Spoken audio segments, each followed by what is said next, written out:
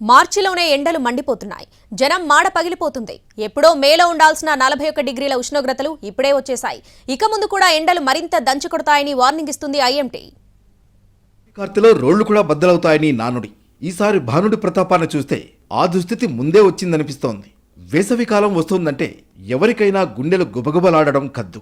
ఒకవైపు మండే ఎండలు, మరొక వైపు గొంతెండిపోతున్నా దొరకని గుక్కెడు నీళ్లు. ఎప్పుడూ ఉండే ఈ దురవస్థకి తోడు ఈసారి ఎండలు మరింత ఎక్కువగా ఉంటాయంటూ ఐఎండీ ఇస్తున్న వార్నింగ్ బేజారెత్తిస్తోంది. గతంలో ఎన్నడూ లేని విధంగా ఫిబ్రవరి నెల నుంచే సూర్యప్రతాపం మొదలైంది. మార్చి నెల సగమైనా గడవకముందే వాతావరణం మండు వేసవిని తలపిస్తోంది. ఇప్పుడే ఇలా ఉంటే ఇక ఏప్రిల్ మే నెలల్లో పరిస్థితి ఎలా ఉంటుందోనని సామాన్యుడు బెంబేలెత్తుతున్నాడు. గత ఏడాదితో పోల్చితే ఫిబ్రవరి నుంచే అధిక ఉష్ణోగ్రతలు నమోదు కావడం మొదలైంది.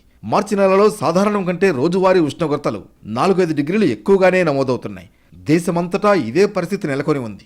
ఈ ఏడాది మార్చి మే నెలల మధ్య వేసవి చండ ప్రచండంగా ఉంటుందని ఐక్యరాజ్య సమితికి అనుబంధంగా పనిచేసే ప్రపంచ వాతావరణ పరిశోధన సంస్థ ముందే అంచనా కట్టింది.